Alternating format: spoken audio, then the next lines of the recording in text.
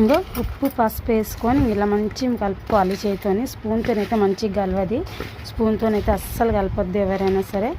చేతితో ఇగో ఏదైనా సరే పచ్చడి అయినా ఏదైనా మనం చేతిని కలపాలి. ఇప్పుడు ఇది ఇలా పసుపు ఉప్పు వేసి ఇగో చింతపండు కూడా ఇలా వేసి చింతపండు కిందికి పెట్టి ఒక్కరోజు అయితే స్టే చేయాలి. ఒక్కరోజు అయితే మొత్తం మాగనియాలి దీన్ని.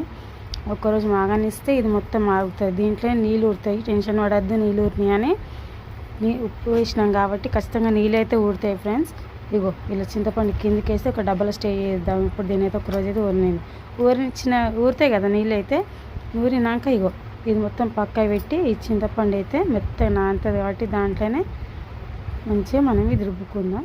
ఇదిగో సంవత్సరం పాటు నిల్వ ఉండే వంకాయ పచ్చడి ఫ్రెండ్స్. ఇదైతే మొన్న ఉప్పు పసుపు వేసి చింతపండు వేసి తూరనిచ్చినాం కదా, ఒకరోజు అయితే పెట్టినాం కదా.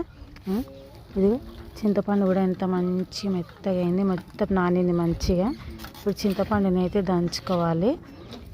వంకాయలు అయితే తీసి ఇదైతే కొద్దిగా ఆరనియాలి, ఎందుకంటే బాగుంటుంది గట్టి ముక్క లెక్క మనకు, లేకపోతే మెత్తగా అయిపోతుంది. ఎండకి ఒకరోజు అయితే నిన్న ఒక నైట్ అయితే నాననియాలి, మంచి ఊరబెట్టాలి. ఉప్పు పసుపు చింతపండు వేసి వంకాయ పచ్చడికి అయితే ఒక రోజు అయితే ఊరనియాలి. ఒకరోజు మాగినాక ఈ వంకాయలు అయితే తీసి ఎండబెట్టుకొని ఇప్పుడు దీంట్లో వేసిన చింతపండు అయితే ఇలా వంకాయ పచ్చడి నిల్వ సంవత్సరం పాటు నిల్వ ఉండే వంకాయ పచ్చడి సంవత్సరం పాటు నిల్వ ఉంటుంది. ఇగో అయితే ఉప్పు పసుపు వేసి మనమైతే చింతపండు వేసి 1 డే అయితే మనం స్టే చేసుకున్నాం కదా, ఇట్లా ఎండి పెట్టుకుంటే దగ్గరకు అవుతాయి ఫ్రెండ్స్. ఇట్లా దగ్గరికి దీంట్లో ఉన్న చింతపండు తీసి అయితే ఇట్లా దంచుకోవాలి. ఇప్పుడైతే ప్రాసెస్ మొదలు పెడదాము.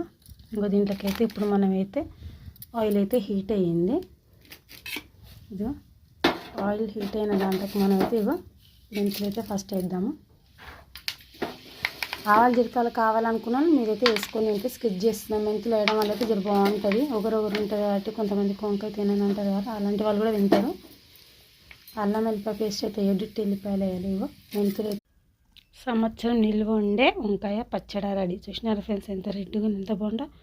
బాటిల్కి అయితే ఊడ్చిపెట్టిన ఇదిగో బ్రింజాల్ పిక్కల్ వంకాయ పచ్చడి ఎలా ఉంది చూసినారా. టేస్ట్ చూసి అయితే చెప్తా, పిల్లలు అయితే వస్తారో బాగా అయితే ఇప్పుడు చూసి చెప్తా. చూసినారా ఎంత కలర్ఫుల్ ఉందో. ఇది వంకాయ పచ్చడి ఎలా అని చూసినారా, సూపర్ పిక్కిల్.